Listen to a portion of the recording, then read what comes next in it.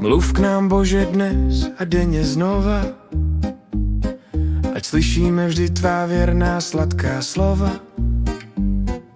Ježíši, si v životě našem jediný vítěz, zlomil si samoty a smutku řetěz. Štěstí od Boha k nám přichází, buď Otče nám vždy pevnou hrází.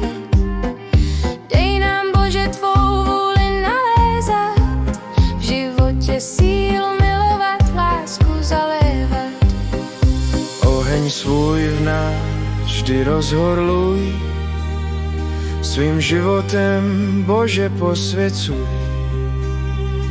Ať nevkrade se nám do života vlažnost, láska k tobě a člověku, ať je naše pevnost.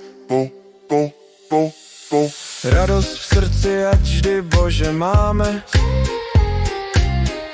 druhým radost jen rozdáváme. Světlem ať je nám tvé slovo svaté, pak v nás nebude nikdy nic prokleté. Bože, blíže si nás k sobě přitáhni, ať chodíme duchem v tvém ohni. Naše budoucnost je teď v sásce, ať létáme ještě více v tvé lásce. Tvá svatost v nás, ať je světlem světu, ať poslechnem každou tou svatou větu. Láska znakem života, ať je vždy nám, svaté ovoce v nás, pěstuj, Bože, ty sám. Ať nepodlehnem nikdy svodům světa, nepromarníme nám daná od tebe léta. Hřích od nás co nejdále, Otče, vzdal, do moudrosti své náš, Bože, zahal. Ať neminem od tebe nám daný cíl a nestratíme z nebe slávy nám daný díl.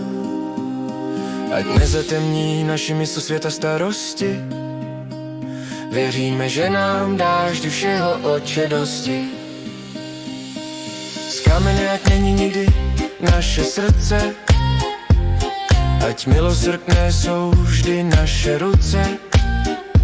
Touhy srdce našeho, Bože, znáš, prosíme, ať nám tvou vůli požehnáš. Zdraví své nám, Otče, obnovuj, tak svou slávu na nás vždy zjevuj.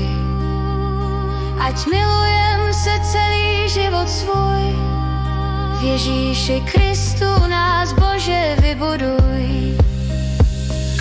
Od útoku satana rozbít pouto ochraňuj, zlého v každé podobě, Otče, nás bavuj. Tvé jméno Ježíš pak budeme oslavovat, světu tak tvou slávu, Bože, opěvovat.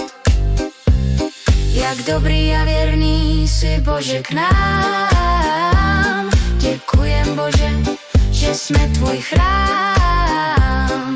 Milujem tě na věčnost, Ježíši, jsi náš Pán. Pýcha ať nezatvrdí srdce a nezůstane z nás nikdo sám.